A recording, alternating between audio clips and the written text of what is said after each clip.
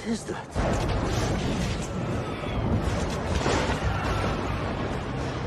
It is the prince. He is coming.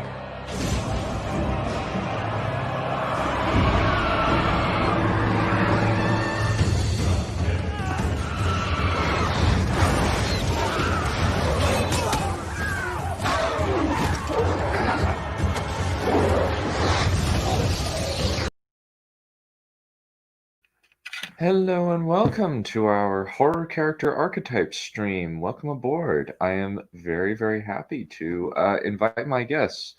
First, allow me to welcome.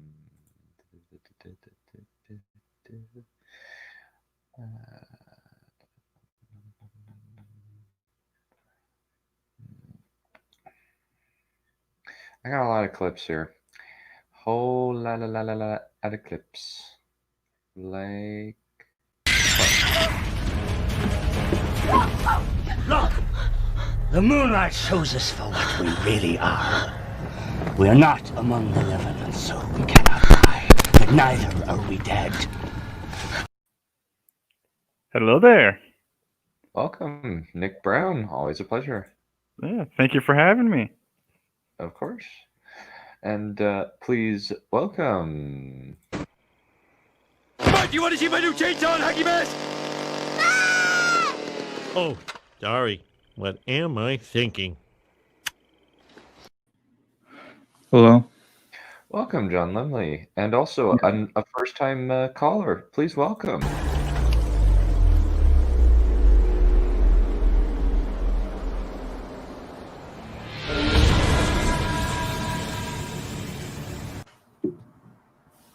Hello, thank you very much for having me. Of course. Well, today we're going to a pretty fun discussion about horror character archetypes. So, kind of just as like an overview, let's kind of like talk about like what goes into for you guys creating a horror character.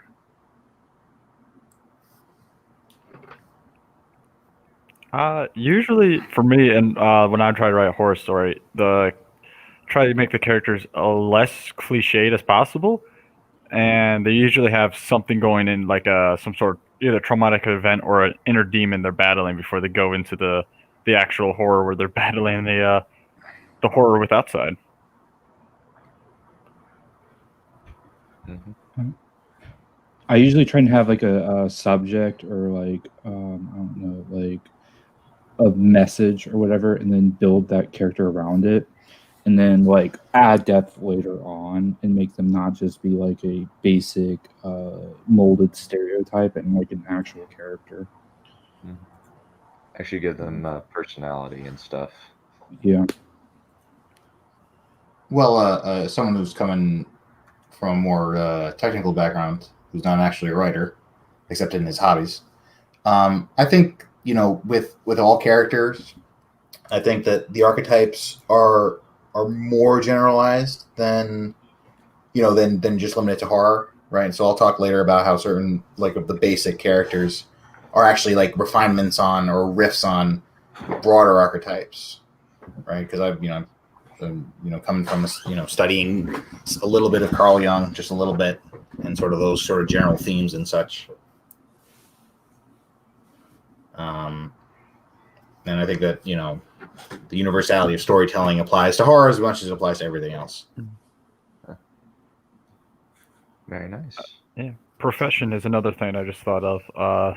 Sort of what job they do in real life, whether they're homeless, they're a expert in like.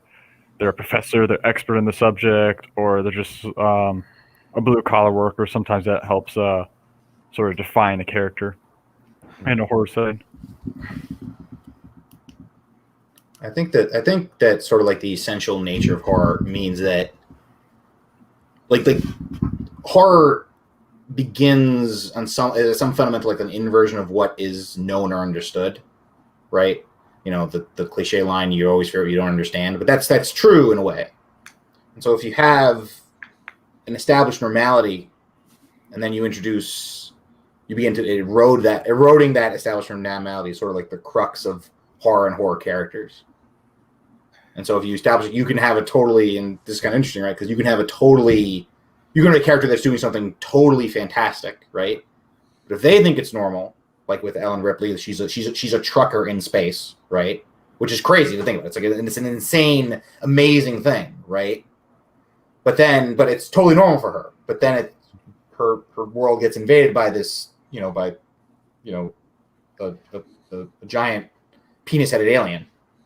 It's crazy, and that the fact that she's afraid makes us afraid, right? Mm-hmm. Or it's kind of just, as well as kind of like even in like Silence of the Lambs, which we've discussed in our slasher movie and slasher and killers discussion, where like it seems like she's going about like her regular day, and then like she's abruptly introduced to, oh, here's Hannibal Lecter. Yeah. Yeah, Jack Crawford secretly sends her with, she doesn't have an agenda, but sends her like, here, I want to go interview Hannibal Lecter for me, will you? Give him a questionnaire. Yeah. Then the story unfolds from there.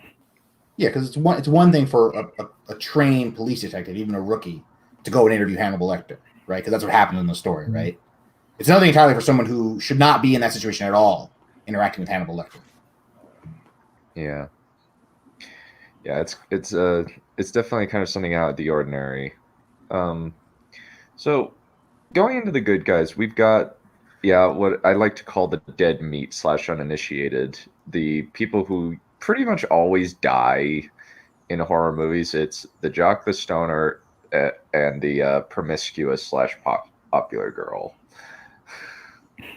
Okay, so if I may, so this tying into the points I had made earlier about sort of inverting the normal, right? In the case of the jock and the popular girl, let's say, the part of the horror there is that normally, right, like they are in theory, they would be the heroes, right? They're supposed to be like the top of the food chain, right? Mm-hmm. And so part of the horror is that is being turned in on itself. Their social standing can't save them. It can't protect them, right? The knight should be, like you use a more general, or like the hero, the knight, the cowboy should be able to handle the bad guy because that's what they're able to do, but it can't. And so that begins the process of the horror. Now the stoner is a bit different because the stoner is a riff on the fool archetype, I think, and the whole point of the fool archetype is that they're oblivious to the danger that they're in. And in the case of the stoner, his inebriation makes him insensate to the danger he's in. And the point of the fool is that the fool actually survives the whole story, right?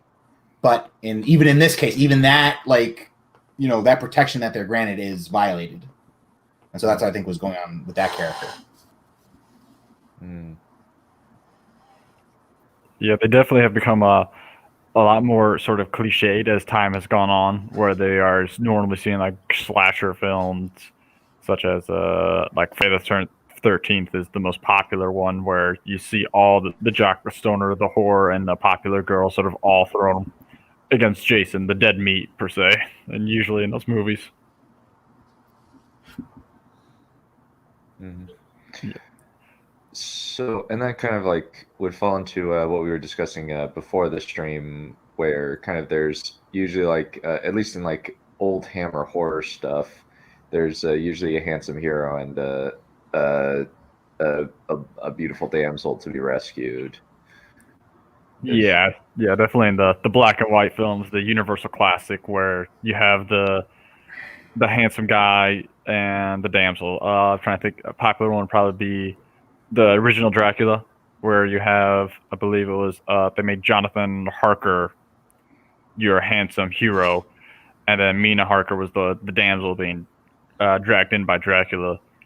The only time I think Universal sort of flipped that trope was with the Wolfman, where your handsome hero is now a werewolf, and what would have been the damsel, the girl, is now the one trying to help him, save him. And then the Hammer horror ones usually played with that trope, but sometimes they would turn it on its head, make the damsel the monster at the end or something like that. But it's definitely a common theme you see probably throughout just movies in general. Yeah, well, to go back to your point about like the like with Friday the 13th, right? And how they're punishing the popular people for their, the whole, what's going on there is that the sort of oblivious and hedonistic are being punished for their licentiousness, right? Because there's a lot, you can read in a lot of things into that, but what generally happens in those situations is that they're like it's you could say it's sort of like a morality play in that, again, they're let's say poor lifestyles, and I'm not passing judgment, but like they're less than, they're sort of like gratuitous lifestyles are being punished. Perhaps, I'm not saying fairly at all, but that's sort of what's going on with those kind of instances. And you can see that as sort of an inversion of even these hammer horror tropes that you're referencing. Like, no, these guys don't get to have the good story. They don't get to be the heroes. They don't get to have the good ending. Right? Mm-hmm. I would also say it's sometimes the movies are a representation, like the characters are sort of representative of the demographic they're aiming for. Usually the dead meat, the high school people are aimed at high schoolers, the young people who will sneak out and watch the movies, the young rather than the old. Oh yeah, I mean that's total just, you're actually them, Yes, yeah, sometimes it's something that could probably shape a character, like a studio meta, like, hey, can you add these certain characters in your story? Because I've read some in this research, in this poll. These rastify this character just a tad. The dumb, strong, though, and cool guy is missing the list. I think that would fit the jock. Yeah, that's the jock. Yeah. You could. No, go ahead. Sorry. Oh, I was just gonna say, highlighting that. Yeah, we were bored crapless watching The Wolfman 2010. Yeah, that's it's the remake. Not the good one. Yeah, I was referring to the original, not the 2010 crappy remake. Yeah. But then kind of like we get into, but kind of all of most of these either like, I think like with Cabin in the Woods, it's kind of just like they are turned into these archetypes deliberately to satisfy the old ones, which are basically the audience, which is kind of funny. Yeah. Yeah, and then there's some other crazy business that goes on in that movie. Yeah, the whole movie is a meta commentary on like horror movies. I would say Evil Dead is also another Cabin in the Woods-esque where you have a lot of the dead meat in that movie as well, aside from Ash. At least in the first one, not so much in the sequels in the TV show.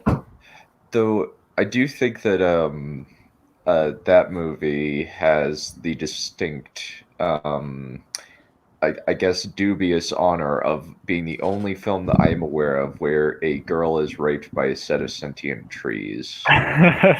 Yeah. Yep. That's I think that was even something Sam Raimi said he regretted doing when filming that movie. Yeah, you could not do that today. You would have like horrific outcry, almost as bad as the child orgy in It, but yeah.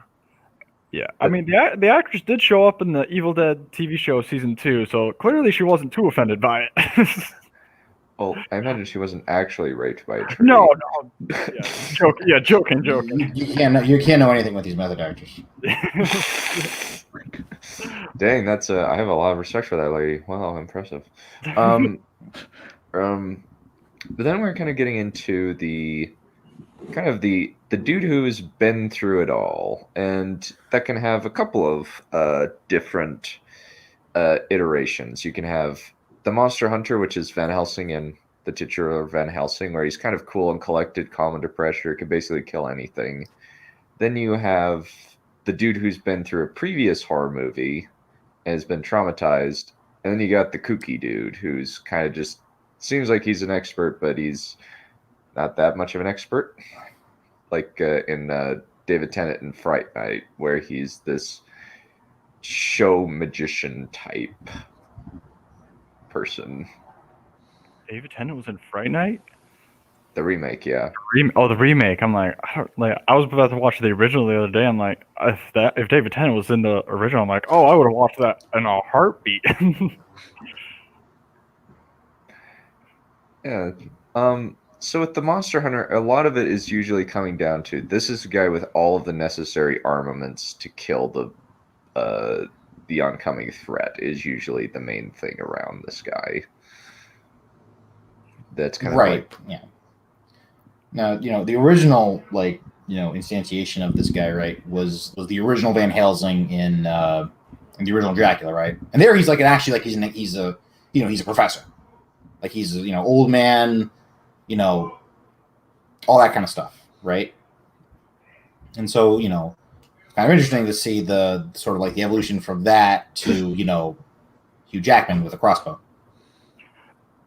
Yeah, that is really interesting because, like like you said, the first Dracula movie, he is, like he is in the books, just a professor who knows about the vampires. And then, as time goes on, like with the Peter Cushing, he is like somewhat of a professor, but he is actively hunting the vampires along with Jonathan Harker and the horror Dracula, the Hammer versions of it. Yeah, and then you sort of go back to its roots with the Bram Stoker's Dracula, where Anthony Hopkins is back to being a professor, but still with the knowledge of Dracula. And then years later, he's now just like literally, as the title says, the monster hunter, Hugh Jackman with a crossbow, or a lady now, a nun warrior lady. Yeah, in a third miniseries. Yeah. I mean, you see in at least the Monster Hunter archetype, right? You see in them the all the strengths of, like, say, the jock character turn toward like, I don't see, virtue's not the right word. Turn toward competency, right? Because they're theoretically the same kind of person, right? They're physically capable. They're leaders. They're natural leaders. They're in the case of guys more like Hugh Jackman, they're physically attractive. It's all that kind of stuff, right? They'll usually take control in a tense situation. Yeah, exactly. They're counterparts in that sense. Mm-hmm. Yeah, if they're the main characters of the story, that is exactly what they are. If they still probably have most of those aspects as well, even if they aren't the main characters. Like they're the mentor figure. It just sort of shifts direction, sort of, depending on how you utilize the monster hunter in a film. Yeah, with Van Helsing, it's very much a let's have some fun, dumb action. No, Van Helsing, which I love, is very much an action movie.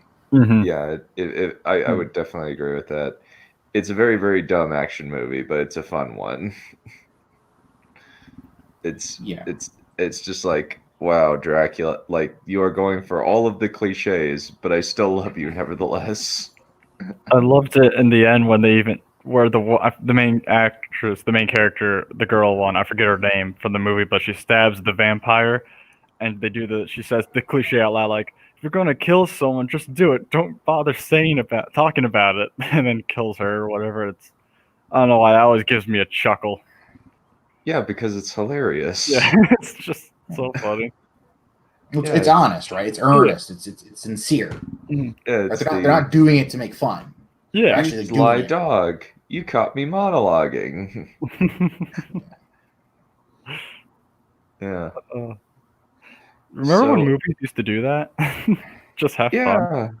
Yeah, I remember that. It was 10 years ago. Over 10 years ago. Yeah, back in 2004. It was great. And I miss it. And we're probably not going to see it again for a while. Hey man, I got my Hockey Max and shotgun ready to go. Yeah, guys, what's wrong? Universal is going to make a horror movie franchise, guys. Yes, universe. I thought that died with the stupid Tom Cruise Mummy movie. No, it's still coming, guys. You just have to believe. It died with Dracula Untold because that was supposed to be the first one, and then they said no, it's going to be the Mummy with Tom Cruise, and then that one died. Yeah, and then Russell Crowe is Jekyll or whatever. Yeah, consumer film franchises, the Salvation of Civilization. Yeah, then they got Blumhouse involved. Like, hey, Blumhouse, why don't you give it a shot with the Invisible Man? And it's like, oh no, please, no more, stop.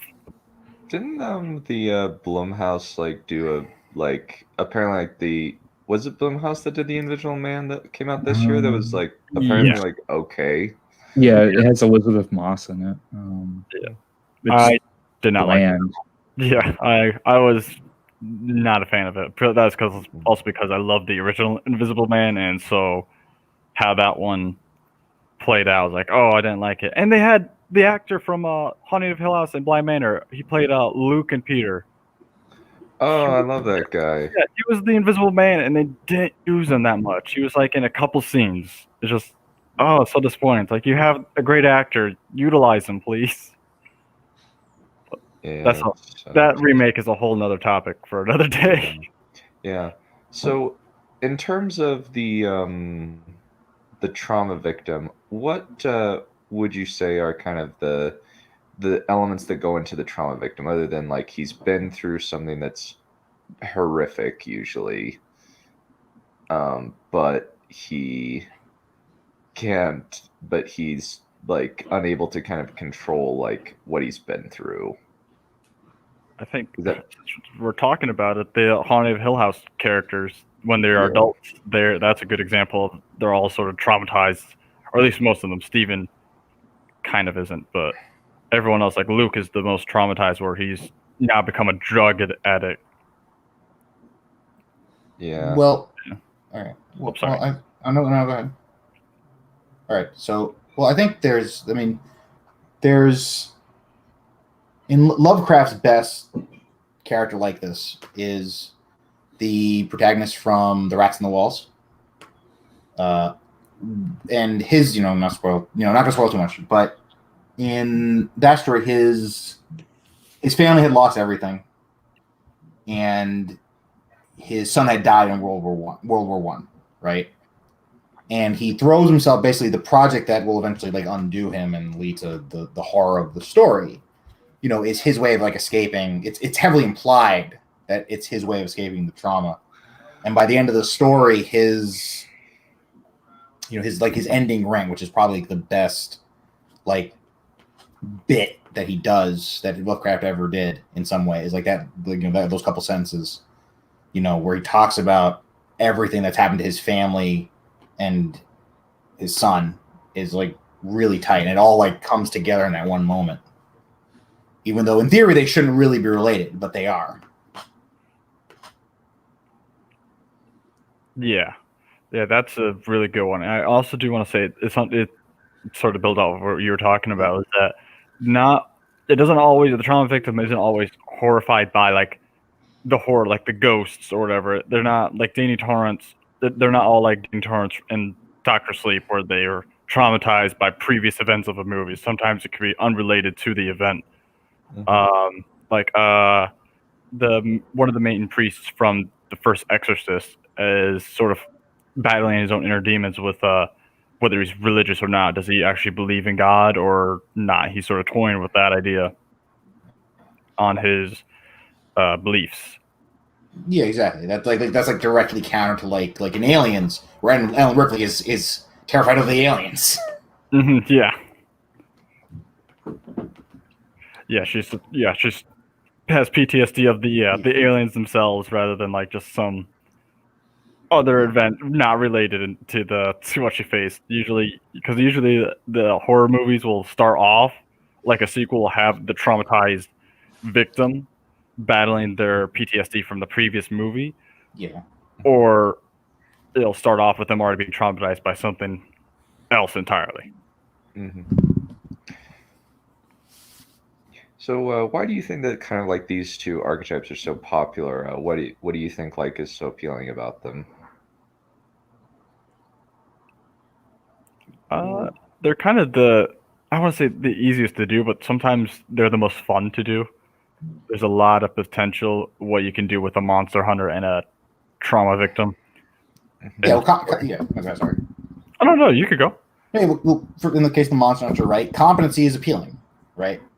Like it's appealing to have, like it actually is appealing to watch a hero in action, right? That's one of the reasons we engage with fiction. We want to see heroes, and especially it's especially enthralling when they're like, it's one thing to be like a hero in like a war, right? Because war, as horrific as war can be, war is in some level, some tragic level understood, right? It's intrinsic to our human condition.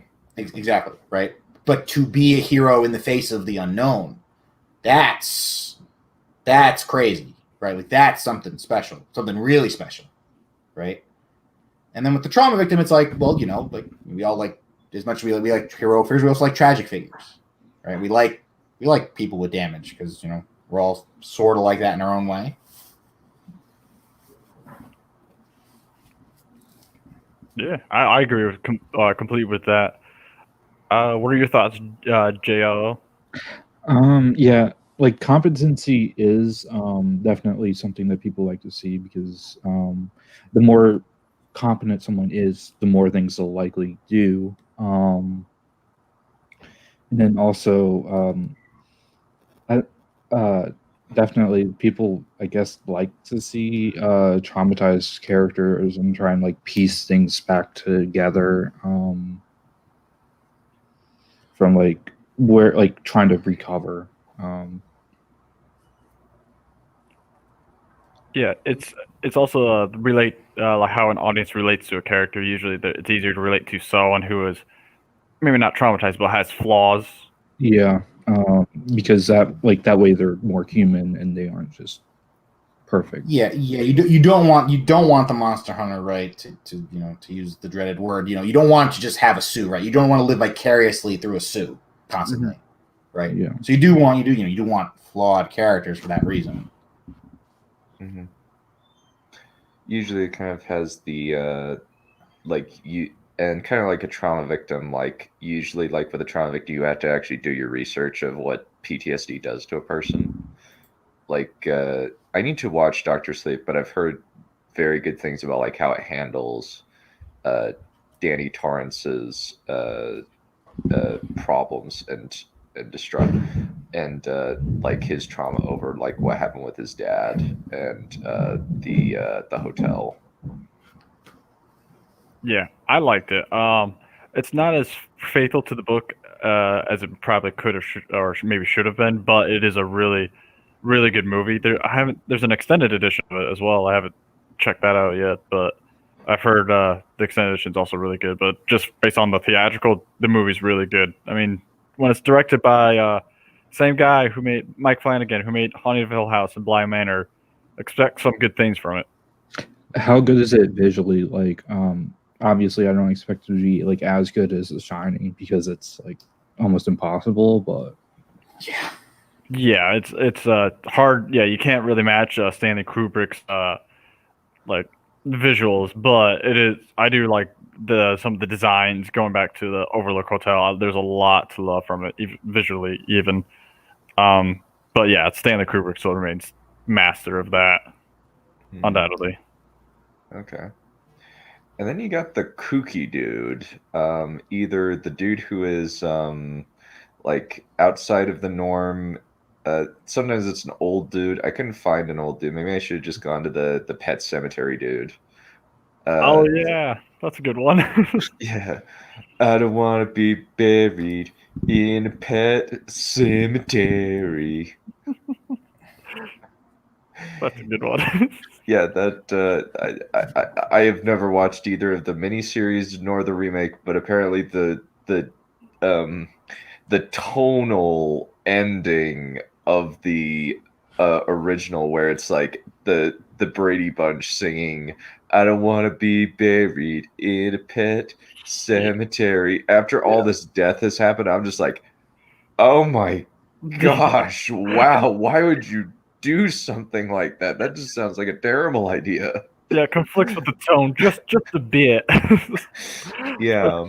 The original movie where I don't want to spoil it, but it just ends where it's like, oh, that's how it ends, and then the music cues. I'm like, wait, what? Why are you doing this? This seems like a tonal whiplash. Still better than the remake, though. Good God. Yeah, there's not a lot of good Stephen King movies. I disagree. There's a decent amount. Well, the best one, has nothing to do with it. It doesn't go like the book at all. So, well, let's say this: there are no good Stephen King miniseries. I'm trying to Fine, think. sure. There was one that was about like the Winchester Mansion or something way back that was decent. I just remember like Winchester. I don't remember a Winchester. I I remember the Winchester movie, but Hmm. I don't remember the Stephen King Winchester one. Give me a second. I can look at it. Wasn't that like just like a horrific failure of like got like 15% or something on Rotten Tomatoes and was universally reviled? Oh yes, the Winchester movie was so hilarious. It's called Rose Red. Rose Red. Okay, yeah, but Winchester movie is hilarious. There's some great one-liners from it. Just, it's midnight, sir. Okay, what's the significance? It's midnight, sir. Just out of nowhere. Okay. Don't mess with the butler, apparently, but yeah, what you said it was Red Rose was what it's called? Rose Red. Rose Red, okay. Okay. I have not read Stephen King's stuff. I say he's very flawed. I'll put it that way. Like he has some good ideas, but one, his books are really long, and some of his ideas that he puts in there, you don't need to put in there. Like obviously the orgy and it, like that does not belong. And unfortunately, with stuff like The Shining, you need to kind of like just pick apart. Okay, this is what works, and then like scrap everything else and work from there. But of course, he doesn't like that because he wants it to be an adaptation of what he wrote. Well, from what I know about Stephen King, he gets by on a plethora, like sheer volume, because he has a lot of good ideas, a lot of ideas, good or bad. So there's volume, and his prose is supposed to be really good. Like his prose is supposed to be like he actually like makes like page turns where it's easy to read and you keep reading them. Yeah, he's definitely very good for like modern audience, for like modern readers. From what I've read, I've read almost all of Stephen King's books. At one point, that was 7th grade, just reading his books. But yeah, you definitely do see that as you read so many of them. There's definitely a formula that you start catching on in his prose, but it is still really good, even with that knowledge of like how he writes and sort of the characters that repeat in some of his novels. But his ideas are very, very original and good. But it's also, you have to talk about like which Stephen King, when he was coked out of his mind, or after the accident he had where he's lying on the side of a road after he got hit by a car and then he got off the drugs. Like what Stephen King we're talking about, because those are two distinctions right there. Or like what is it? The Sleepwalkers era where he was off the drugs but was still crazy. Yeah, there's this. He still is. Well, yeah, just a bit. I mean, you have to be a little crazy, right? Yeah, they made a film called Maximum Drive. That was. Oh yeah, the one where like there was like an eye incident with the director of photography. Mm-hmm. So, like, if I were to give my assessment of what I understand of Stephen King, like based on both what I've heard today and like what I've heard through osmosis, he's got really good prose. His characters are very good. He's got very interesting ideas, but he struggles to stick landings. Is the main like criticism of Mr. King, is that very rarely are his endings good. They kind of just abruptly happen. It's kind of just the generalized problem with discovery writers like Mr. King. Yeah, I guess it also depends. I'm trying to think of some bad endings, but like the Misery book is really good. The Misery, yeah, yeah. There you go. There's the right. I'm like trying to think which one. That's the most obvious. Dreamcatcher was another one. Oh, not that one movie. Oh my god. Book's really good, but that movie, man. Well, I don't know what that movie was. What other ones? He's made so many. Tommy Knockers. That's a bad book too, as well. So that doesn't help. The Langoliers. Oh yeah, Langoliers' book is good, but the movie is. Is that the one about the evil trucks?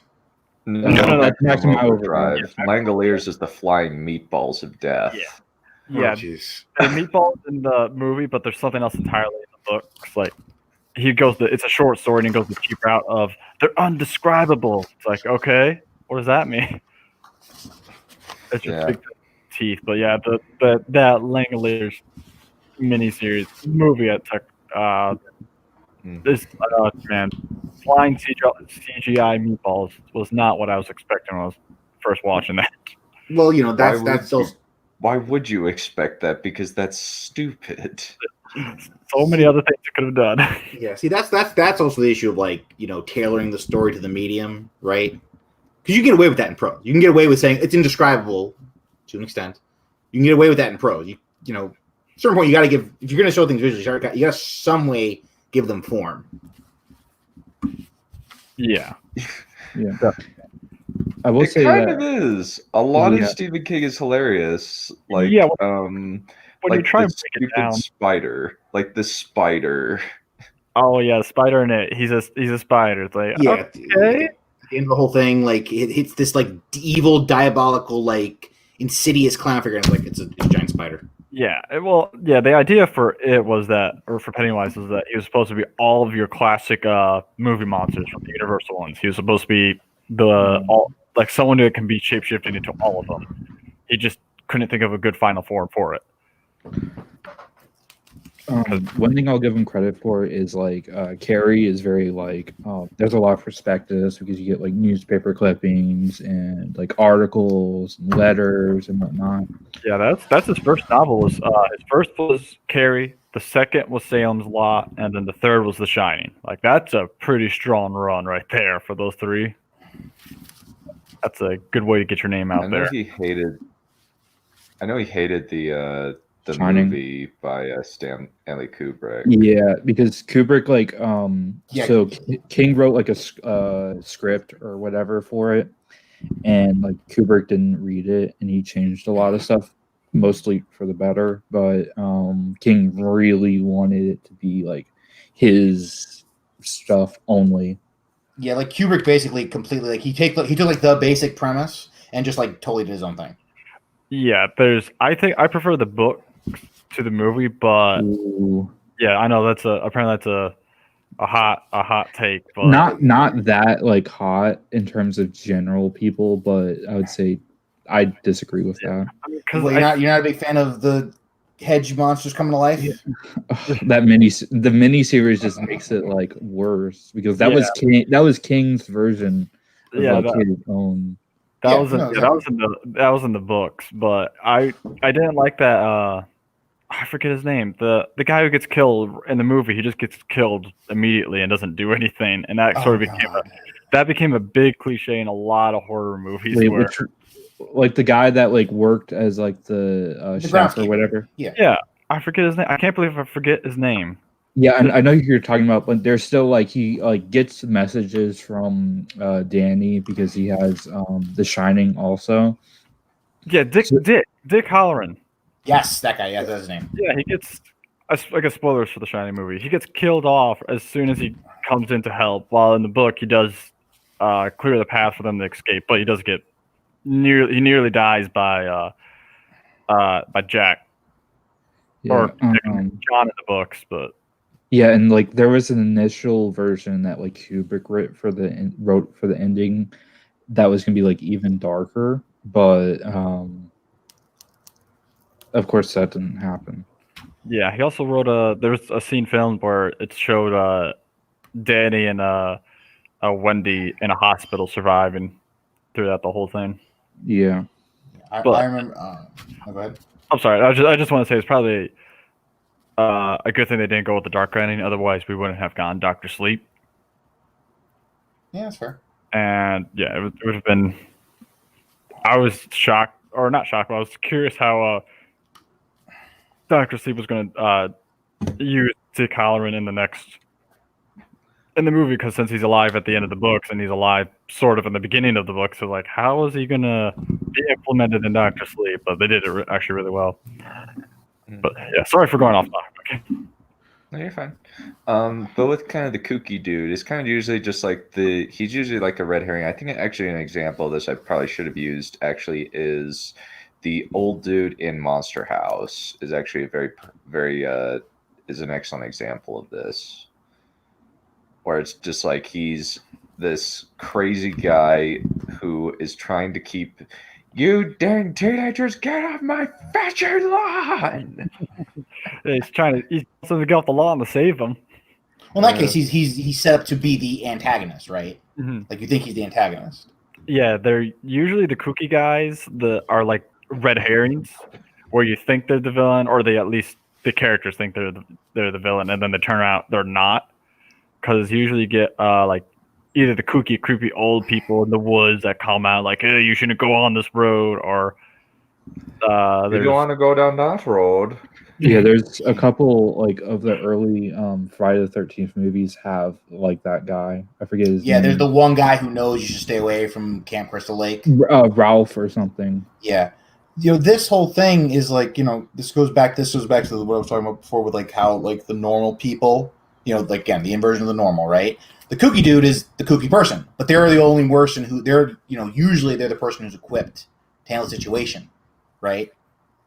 Their kookiness is what is the reason they're kooky is because they know how to deal with this thing that's going to destroy the normal people, right? Kind of like the dude who's seen Cthulhu, I guess. Sure, yeah. Now you could if you victims to go mad. Yeah, exactly. Now you could read into this sort of like this is nerdy scriptwriters living vicariously through the characters, where the jocks and the normal people get killed, but they know how to survive. Until they meet with the jocks or the normal people, and then somehow they die. After usually, in a lot of like your B-level horror movies, the kooky guy is there to serve exposition, give backstory on the background, like, all right, this is what's happening. Now you know the plot, and then they would die or they would get incapacitated, so they couldn't save the day or something like that. It's usually a thing in the horror movies. Until Dawn, the game, that would be a good example of where you have the kooky flamethrower guy saves some of them, gets them all back in the house, gives out some exposition, leaves his notebooks behind so they can read it later, and then tries to go out, save a friend, and he dies. Sounds hilarious. Yeah, I mean, Until Dawn, yeah, that's the whole point of the game, sort of like a trope on your the cliches of the jock, you got the nerd, the handsome, the popular girls. But it's also it's based on like choice. So like, you could save them all if you try, or you can't. Yeah. The only issue I have is like there's not as many like really options as like they said there was, but it's like, oh, it's the butterfly effect. Yeah, butterfly. Once you figure it out, then it's like, oh, okay. Or you just get extremely lucky and you somehow save them all. Yeah, but even that example you use, right? Like where the kooky guy is also there to die, right? Mm-hmm. First of all, that also serves to increase the horror, because now it's saying it's not enough merely to know what you're up against, right? Because if it was that simple, then it wouldn't be that bad. But like even the guy who knows what's up is doomed. Yeah, he can't. He just doesn't survive. He doesn't really know how to beat the monster. Exactly. I have a question. What would you say Will Graham from like at least the Hannibal show fits as, like in terms of, is he like monster hunter or is he trauma victim? Because he's like a bit of both. I'm so glad you brought that up. I just finished watching that show the other day. Oh, nice. That's a very good question. I'd say that like he is at first like kind of a bit of a kooky dude, and then he slowly becomes a monster hunter. And kind of throughout, he becomes, I think like season 2, he's very much a trauma victim. I think he fits into all three of these, kind of because initially, like he's kind of a dude who's very much on the spectrum, kind of like doesn't really like interact well with other people. There's kind of a slight kind of social awkwardness about him, and then he kind of becomes very traumatized in season 2, especially when he goes to prison. And kind of he becomes like, is kind of like, but throughout he's kind of trying to be the monster hunter and trying to hunt down these serial killers. Yeah, not until like, yeah, he becomes like the monster hunter, and definitely in season 3. Like that is a good way to say, like he starts out a little kooky, but that's also because like half his brain is a flame. He has some sort of mental illness that is exasperated. Yeah, not mental illness, but he has something that needs to be that can easily be fixed. I forget the name of it, but it's like something that can be fixed. But Hannibal chooses not to help him out there. It's like, He just exasperates it. yeah, not until he's brought into custody. Do they're like, oh, let's fix you up, and then they send him to prison.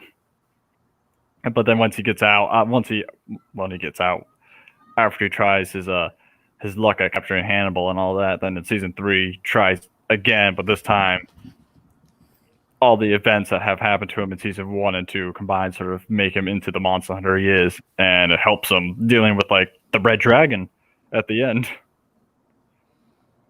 Which best performance by Richard Armitage I've seen. Dude, that was such a great performance. I was shocked when I'm like, is this Richard This is Thorin Oakenshield.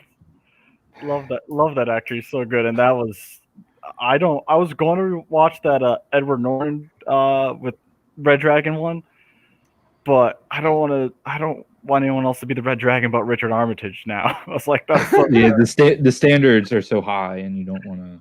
Yeah, I don't want to like drop it all down now. I'm like, can we just not? I guess we could kind of do a comparison between just those episodes and Red Dragon, and see like Ray Fiennes versus Richard Armitage. Yeah, I'll definitely be up for that because I know I'll probably have so much to talk about after watching that because I need to get my Hannibal fill. I just finished watching that show. I'm like, okay, season 4, come on, please. Yeah, that was how I was too. Like I wanted to like rewatch.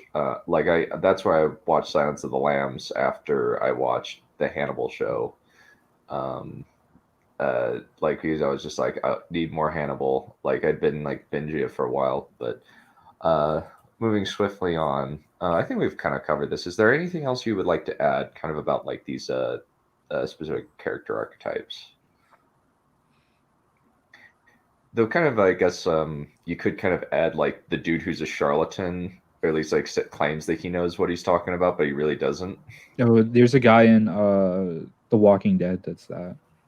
Okay. Oh yeah, first season where the scientist like, oh yeah. No, like there's that, but then there's this guy called like Eugene or whatever. Oh like, yeah, later. Yeah, the comics Eugene. I was thinking, the CDC scientist or whatever. But yeah, that's another. Eugene is definitely the good one where he says he has a cure, then he doesn't. Yeah, the snake oil salesman. Mm-hmm. Or I guess even the cookie dude you brought up Friday Fright Night. That would probably be another example. Is it the premise like the guy finds just some TV show vampire hunter to help him out, even though he's just some movie star. He doesn't really know what he's doing. Yeah. And Fright Night. I need to watch Fright Night. But yeah, apparently it's pretty good. And then we kind of go into the final female. Sarah Connor and Jodie Stroud were the ones that I picked, but I imagine there are several others. Sarah Connor's an interesting pick because I would not classify that as necessarily horror, but it's certainly a thriller movie. It's certainly the first one I would say kind of is. It's sort of a horror movie. Yes, don't get me wrong. I'm totally with you there. It's an interesting pick. It's not the first that comes to mind, is what I meant to say. Yeah, unconventional. Yeah. Sidney Prescott would be another good final girl as well. And I think it's the Scream movies, correct? Yep, the Scream movies. Am I coming in loud enough? Yeah, you're coming. Yeah, you're coming in clear. I just want to make sure. Okay. Yeah, I'm not sure why the final female, the final girl, where that sort of came from. That just sort of like happened in movies. Well, well, first there's the let's say, there's the vast, overwhelming, sort of like protection given to females in our culture, right? That was around for a long time. Yeah. So there was that. There's also, the more like stereotypical version of this is that they're like, to compare them to, those archetypes we were talking about earlier, they're usually the virgin, right? Mm-hmm. And therefore, they're the morally good. Exactly. Her virtue preserves her, right? Her virtue, at the very least, her virtue shields her long enough from the monster or keeps her out of the activities that the monster preys on so that she then learns how to deal with it, right? Yeah. I would say like so. One, obviously, it's like it's a twist on like your damsel in distress, because normally with that, it's like someone has to come in and save them, whereas like this time they have to save themselves. And it's interesting because usually you don't think the final girl, like especially in like at least the first movie of franchises, is going to be the one that comes out before you see it. So it's kind of like they take out everyone that's stronger ahead of time, like ahead of them, and then that's like the person that is supposed to be like the most vulnerable, and yet they pull away. No, exactly. It's the whole inversion of the normal thing, right? Like these are the person who are to be protected, not the one who's just. This is the thing that you protect them. This is the thing that you. This is why you go out and fight the monster, right? To protect these sorts of people, right? But no, now they're the ones going out and fight, having to deal with it. Yeah, that's usually what happens in the good sequels. Usually, that's what happens with the final girls. That they're now the ones who are better prepared. Like Ellen Ripley is now just sort of becomes the hero in the next movie. Same with Sarah Connor, where they sort of I don't know if transcends the right word, but they develop into the hero that can battle this threat. Well, in the case of Ellen Ripley, absolutely. Sarah Connor is a bit of a different scenario. Yeah, a little different. A little more unstable. Yeah. I'm not a huge fan of Terminator 2. Oh, really? That was interesting. I don't. Okay, it is an excellent movie. I am not like going into the Terminator franchise. You hear all the time, Terminator 2 is like one of the best sequels of all time. And you hear a lot of technical like features and like great just like directing stuff, right? Oh yeah, but like when I watched Terminator 1 for the first time, I was like blown away at how good that movie was. You know, it's tension, it's style, it's so good. It was so good, and I was like, and Terminator 2 is great, but like I was like, that was my most pleasant. That was one of the movies I was most pleasantly surprised by watching. Terminator 1.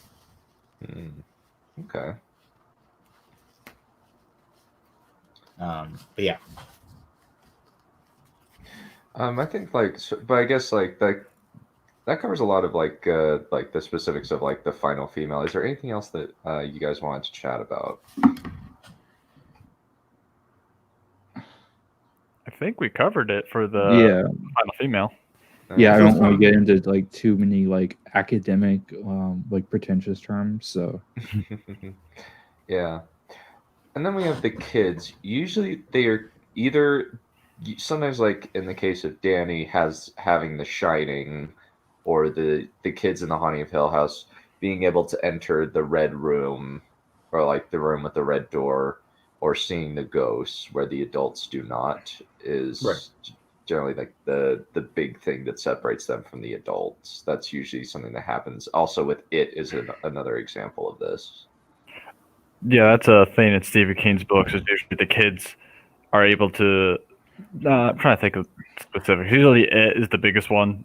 Is that they're able to deal with the monster because they have bigger imaginations and they're able to believe more stuff. And it's also sort of why they're able to defeat It in the end as well. And also, they're the like target of its aggression, so they're the only ones that can fight against him. Yeah, and that's another thing that why there's usually kids in horror movies is because it's. If the kids aren't the main characters, or they are main character, but it's used to sort of help, like the parents, usually the people protecting the kids, to help their character development grow. And it's something I think a lot, at least parents fear, is something happening to their kids.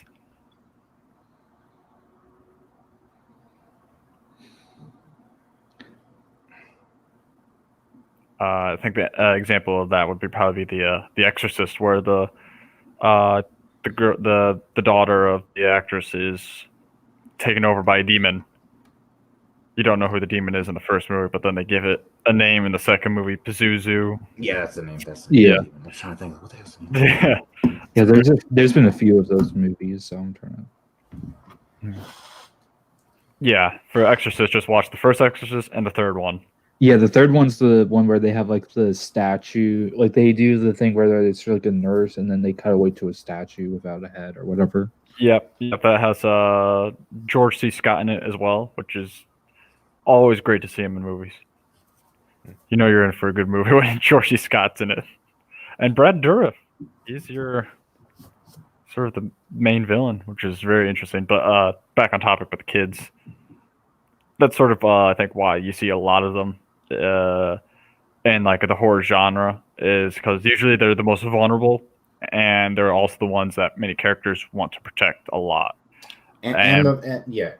I'm sorry, and just like when they like in the Omen, when your kid is evil, the Antichrist, what do you do? It's like, are you willing to raise him, or are you gonna stop it for like the greater good? And they're also, you touched on this earlier. Like they're the most adaptable, right? In some sort of weird way. They can accept the most like reality. Yeah, exactly. Like adults is like, an adult, can, looks at a strange thing as like, I don't know what the heck this is, like whatever. The kid can even know, like kid, like, there's lots of examples where the kid actually is more wise to what's going on than the adults, right? Yeah. Ooh, so good news, everybody. Guess what we're covering today on Smudcast? Who? Scooby-Doo? Maggie Mayfish. Oh, I want to lobby so hard to get on there one day. I want to get on there. I don't care how. Yeah, Maggie Mayfish is a crazy person. Oh, I feel bad. Which video is it? The RoboCop one. Oh, that's the one I want to be on for. Maggie Mayfish, rotten fish. Oh man, good luck surviving that. Even her Tim Burton one was insane because it's like he's so racist and there's no meaning. And it's just like, and there's the whole thing with the candy or whatever. She has like the crazy eyes too, where she doesn't blink. You just watch her be like, she is. The worst part is she has like this weird sort of like moralist argument for stuff, and then like she'll interject it, or it'll be not just like moralist, but it'll be like political and like economic, and she'll just like interject it into stories and complain that if they don't like cover that, then therefore it's bad. Oh God. Okay. So if I may, I'm not going to say anything crazy, but like this is like go ahead. This is the secret. This is the secret appeal of what you may have heard as called the grill pill, right?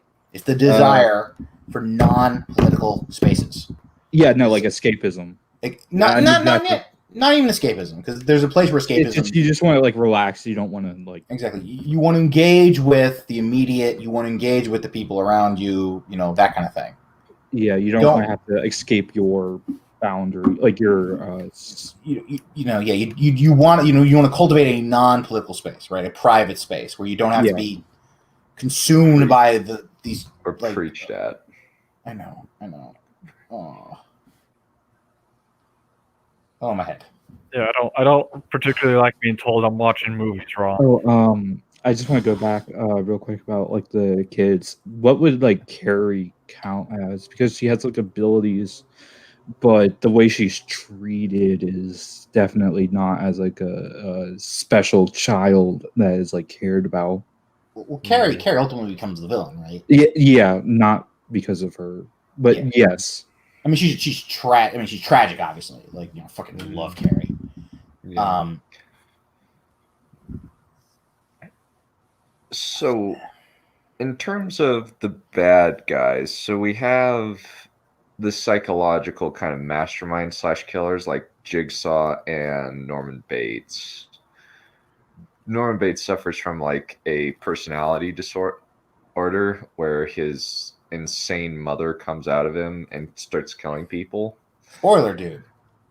Yeah, no. It's like 50, it's over 70 years old. Yeah, no, it's not. It's not. It's 61 for the book, 60 for the film.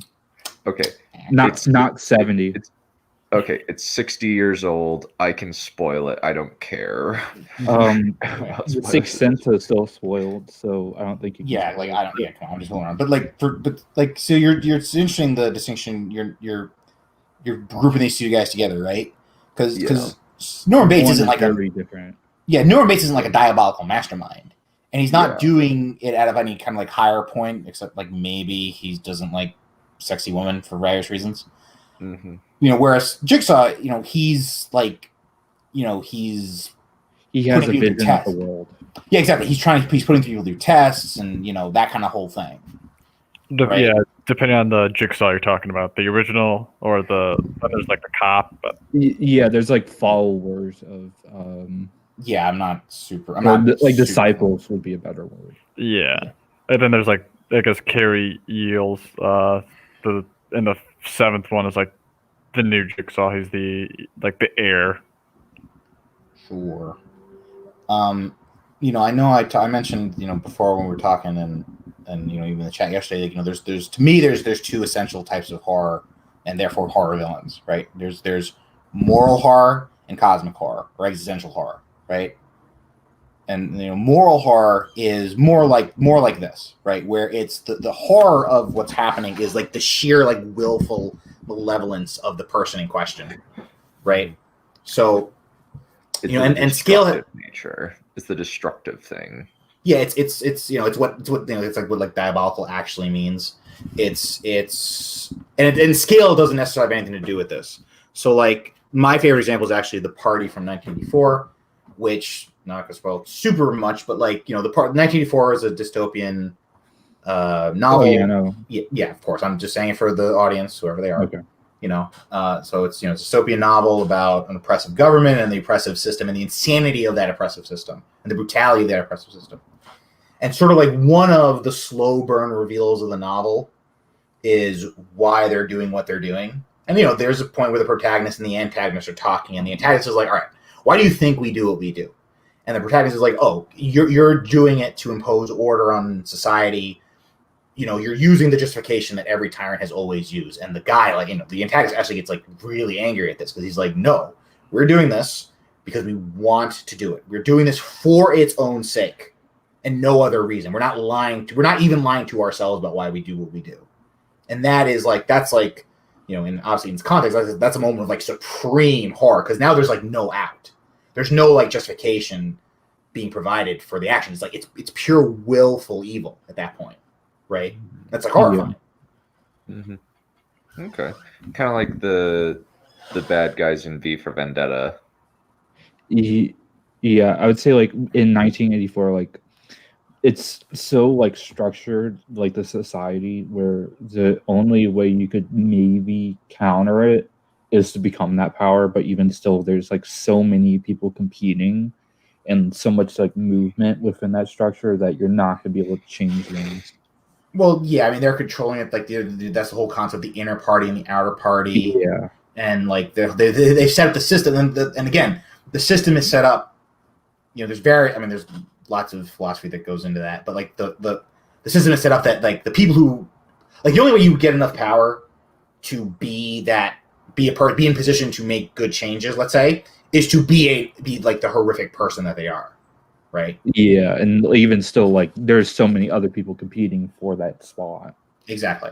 And there's no like even just like one real figurehead. There's like a pretend one, but not. Yeah. No, exactly. Like, there's no like it's creepy and insidious, and then there's the sheer irrationality going on in the society, right? Which is the whole like we have always been at war with East Asia, right?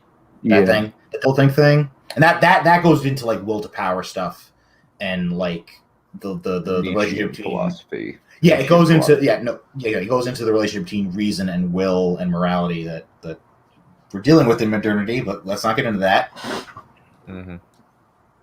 And usually like kind of like at least like murderer. I guess that maybe I should have put murderers in here, where I think that probably would be better. Where it's like usually like it's either usually like horror is revolving around the idea of death and how we deal with death is usually how it works. Either supernatural death or the or kind of like mundane killers like Norman Bates and Jigsaw. Yeah, I mean there to me that's more like a question of scale than exacting like motive, right? Mm-hmm. And like there are obviously characters that bridge the gap, right? Like I mentioned demons before, but like in the case of Norman Bates, right? Like he's crazy, right? He's not he's not necessarily evil, right? Yeah, And he so the doesn't whole- have bad intent, but he just or at least not rational bad intent, right? yeah, he's not clearly thinking like, oh, I'm going to do this thing because it's right. So it's kind of like this weird limit case where it's like, what like he's obviously horrifying. Obviously, what's happening with him is horrifying because he kills people and he's crazy. So he's scary. Like what's happening with him is scary. But what exactly is going on there? Is it merely the physical danger he represents? Because it can't be that. Because okay, yeah, he obviously kills people, but like he's not powerful. Yeah, he's not physically dangerous in and of himself. Yeah, So it's and some of the horror actually comes from the fact that we can pity him, even right. Like what's happened to him, what's happened to him is horrific, right? Yeah, and he doesn't like even with that he doesn't have like control really. Yeah, exactly. Mm-hmm. This ties into the idea that like you should not do bad, you should do bad things because it's bad to do bad things to other people, right? Like, and that's true, sure, but it's also true. What's also true is that you should not do bad things because doing bad things is bad for you, right? Mm-hmm. Like immorality destroys you, right? This is what happens in like Macbeth, right? Like Macbeth starts doing the bad things and it annihilates his soul, right? It annihilates his conscience. That's what. Yeah, granted he's like manipulated, but yeah. Sure, yeah. Like we can talk about his wife and all that, but the same thing also happens to her. If anything, it happens to her even worse. Like she takes it way worse than he does. Yeah, like she goes like full cuckoo banana Cocoa Puffs and just starts wandering the castle halls, thinking like she has blood on her hands. Yeah, and is unable to wash it out. Exactly, and then she kills himself, and then he delivers the tomorrow monologue, which is just like pure despair, nihilism, just there's nothing left. Hate everything, right? Exactly, Yeah. But I digress. Yeah, but it's kind of relating to kind of murderers as like mundane murderers as kind of just that is scary because the fear of death is, or even like the fear of torture or the fear of imprisonment is kind of just inherently frightening. Exactly, and it goes into the norm, the inversion of the normal thing, right? Like people in theory shouldn't be like this, right? But unfortunately, there are people that exist that do this, and that's why it's so frightening because it could happen. Then we kind of get into, I guess, like something that's more supernatural, and that is kind of the physical supernatural. And these can either go into two categories: either psychological fear, like how Pennywise terrifies the children before eating them, or the more physical threat / mystical threat in the form of something like the Mummy or even Dracula. But I chose to put the Mummy here because we already did Dracula, and I thought it would be more interesting to talk about like how he's this magical thing that seems unable to seems immensely powerful, but then he's defeated through the power of the book. Yeah, the power of the book. And is he a king? What? Is the Mummy a king? No, he's the high priest. Yeah. He's okay. No, he's like a middle, like granted, the high priest is still important, but that's kind of like a middle position. No, I understand. Okay, I just want to make sure. Yeah, it's like middle management, basically. Yeah, like high middle, but yeah. Yeah. And like in the original, and even in the 1999 the Mummy movie, it's usually his motivation is more tied to bringing back his beloved one, the person he loved the most, who's dead, and he's trying to sort of bring her back. Usually, and you see like knocks on the moon, and trying to bring her back. So it's one of like, even though he is very powerful, and sometimes the way he dispatches the heroes is horrific, but like there's something to relate there. Like I kind of see where he's coming from, just a bit, which is kind of makes you as an audience sort of think about like what you hold standards, like how far would you go to bring back someone you love. He was just trying to protect her from the Scorpion King. That CGI is terrifying. Kinda, yeah. Yeah. Terrifyingly, like, terrible.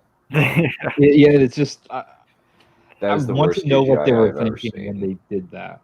I think it's just like they just didn't have enough money to make it look good. Even like the Imhotep CGI, like in the original, is really really bad. Like it just looks like really rubbery.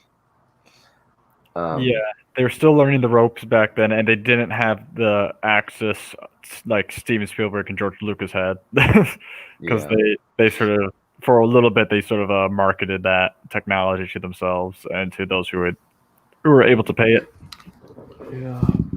I know like Lord of the Rings, they managed to get some of the people who worked on Phantom Menace take a look at what they were doing and sort of figured out how to do it for themselves for the trolls specifically. That makes sense. I think kind of like the kind of the real threat that the mummy represents is very much a physical threat where he's posing physical danger. Pennywise also does this. However, he's dependent on the psychological. He wants to scare you. Actually wants to scare you. Yeah, he Right. wants. Yeah, he the meat it tastes better when it's scared. I think is his way of putting it. Mm-hmm. Yeah, and this goes back to the whole like Pennywise is a good example of like one of those bridges between like the sheer cosmic horror which I haven't really fleshed out as well as but and like the more moral horror because like he's willfully evil, right? But his rationale isn't really as clear, and his comprehensibility isn't as much, Yeah.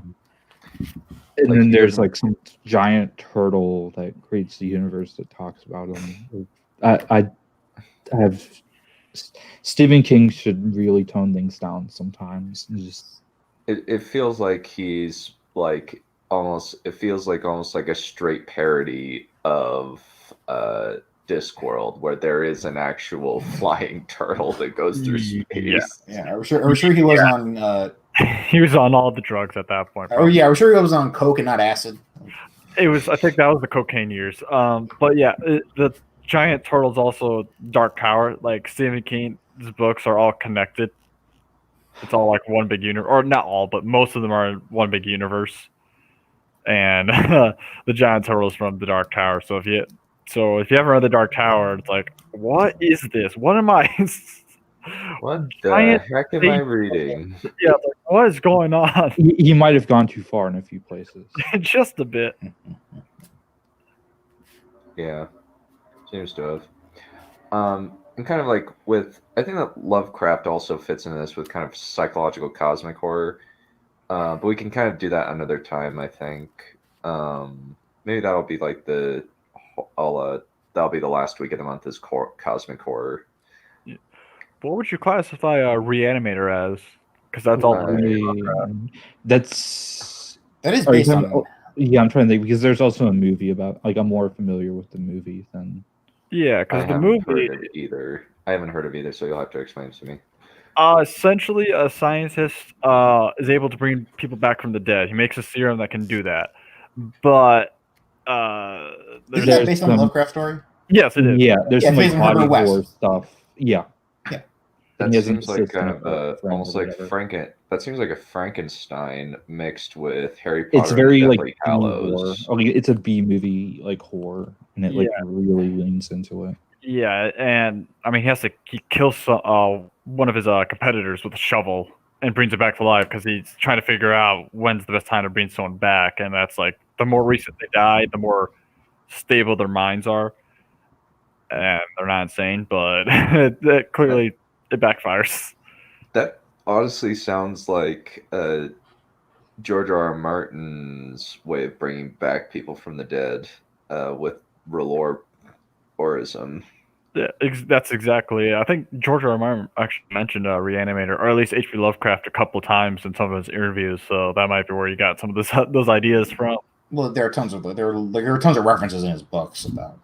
Yeah, like the Squishers is for sure the deep. Like the Squishers is the deep ones from Shadows over Innsmouth.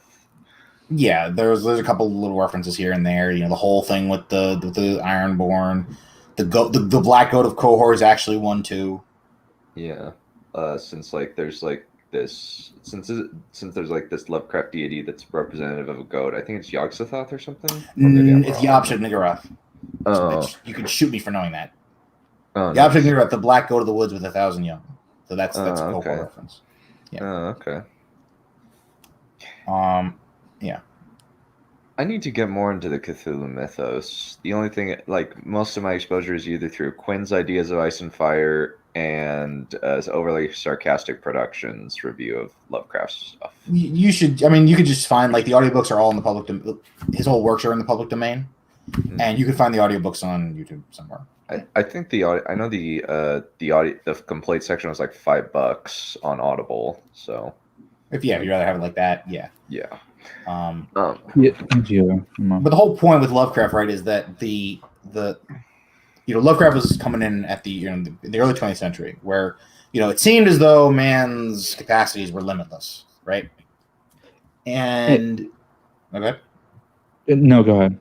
and probably so, gonna say what I was going to say. Sorry. yeah, and what of course, World War I obviously puts the kibosh on that generally, but in fiction, Lovecraft was like, all right, science and all.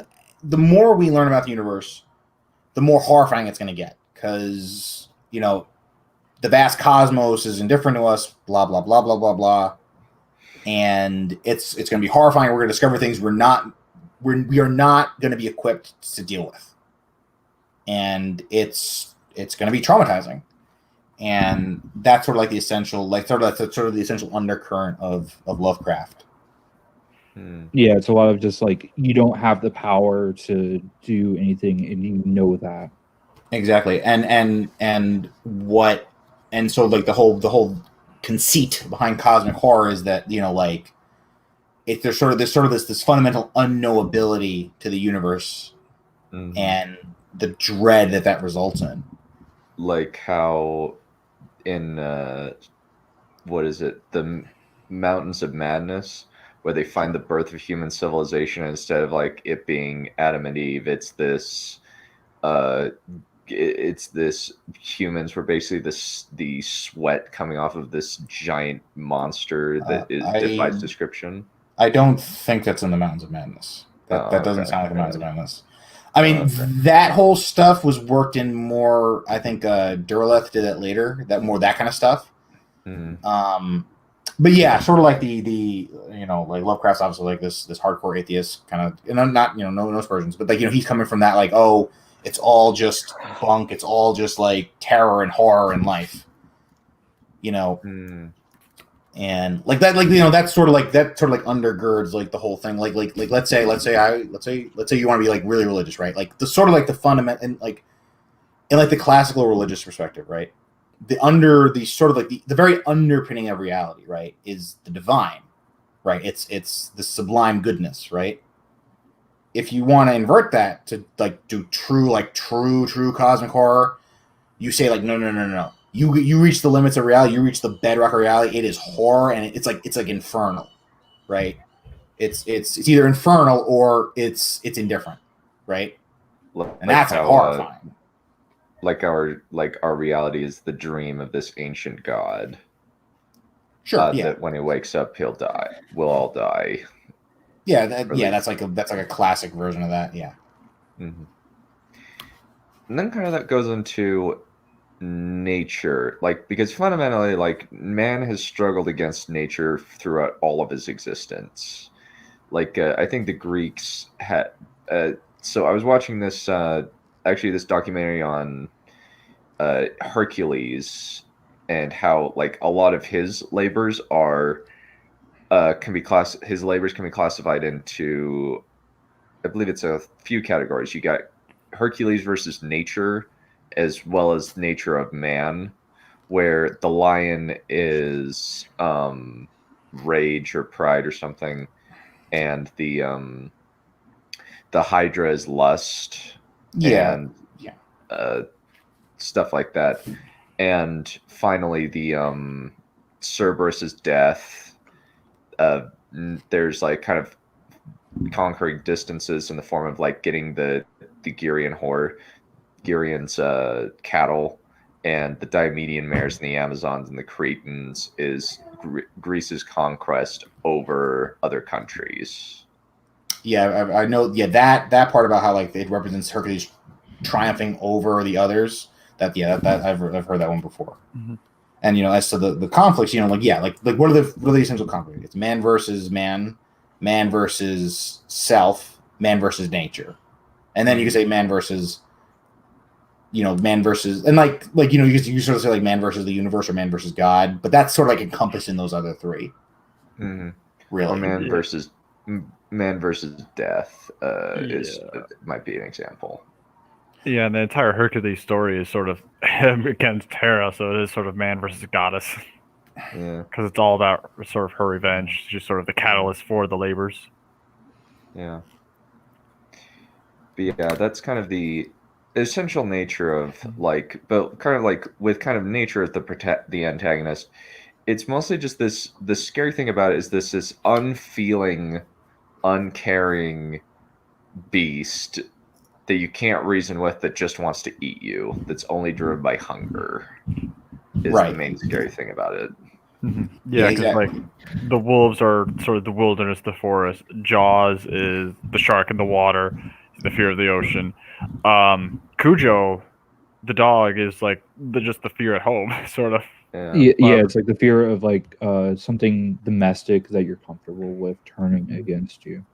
Yeah, or and kind of the lion is an example of the fear of the jungle and what's there.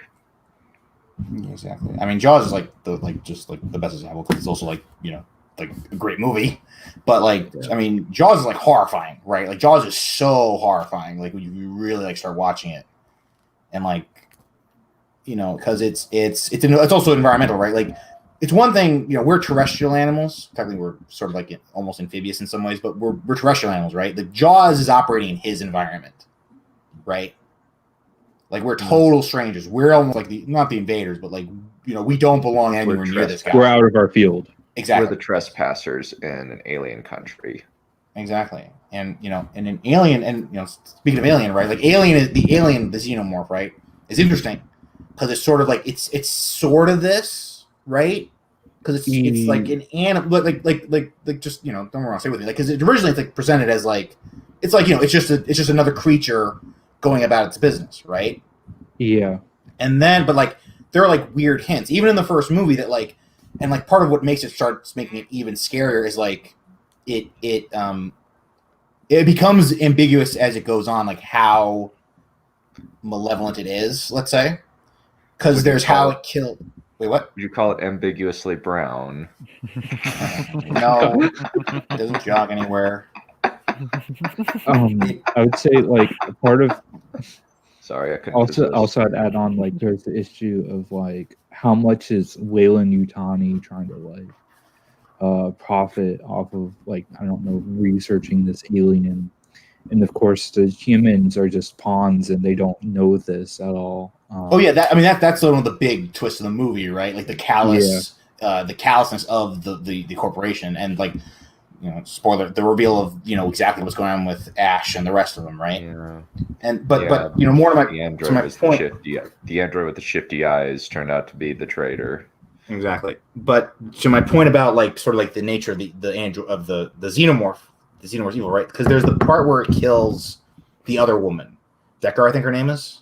You know what I'm talking about, right? Yeah. It kills her, and like it's heavily implied it kills her in a very particular way, right? Yes. And that like that to me, that's like the most horrifying scene in the whole movie. That sequence where it kills the mechanic and it kills the woman. Yeah, I would say like the thing is, so like I don't think the alien is doing it. Like I don't think the alien is acting in a particularly egregious way for how the alien would act. But for humans, of course, that's. I mean, yes, yeah, okay, sure. Yes, it's one. Okay, yeah, maybe it's not acting in a way that is unusual to the alien. For itself, like for its standards, it's not doing anything. But for humans, obviously, like especially I know what you're talking about with that one female, it's very much like a threat, and it's going like ultra intimate with threat. Well, yeah, I mean, yeah, like right, like it's questionable how, like, is it just eating and trying to kill and survive, or is it like actually trying to like hurt you? Like, is it actually willfully trying to hurt you? Right? Yeah, Like, I think it's just trying to like it sees the humans as a threat not in a threat, but as like an obstacle. Sure. Yeah. They have to procreate somehow. I mean, yeah. They need the humans for that to make the eggs. Yeah. I mean, but yeah, but like I said, like, it's one thing to like just kill, right? It's another thing to like willfully inflict harm and suffering. Because like, let's not mince words. All right, the scene I'm talking about is when he kills the woman, when the alien kills the woman, and it's heavily implied. It is heavily implied that he basically the tail goes up the behind. Yeah. He basically sodomizes. He kills her by sodomizing her with his. Like, it's horrifying. Like that scene is so brutal. But like, that's really frightening because it's like, is it like Jaws where it's just like acting the way it's supposed to act, or it's like deliberately? I think Way is trying to figure out like the limits of like how much can it do and like what, like how much will it like scare the human. But I don't think it's like, oh, I'm going to sodomize the human just to like sodomize the human. No, exactly. I'm saying it's totally ambiguous, right? Yeah. That's part of the horror of it, right? You can't actually be certain anymore. Well, that's actually going to be it for today. Actually, thank you for a very short stream. We unfortunately don't have time for a Q&A. Unfortunately, we have to get going. But thank you all for coming on. This has been fun and very informative. It's been very, very good. You guys did a really good job of discussing the archetypes. Well, thank you. Thank you for having us. It's always thank you. Yeah. Yes, thank you very much for having me and the rest. Alrighty.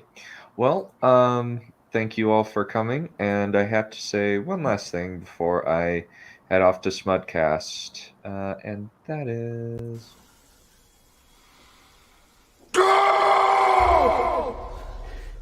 Holy shit. Okay, we're going. Go!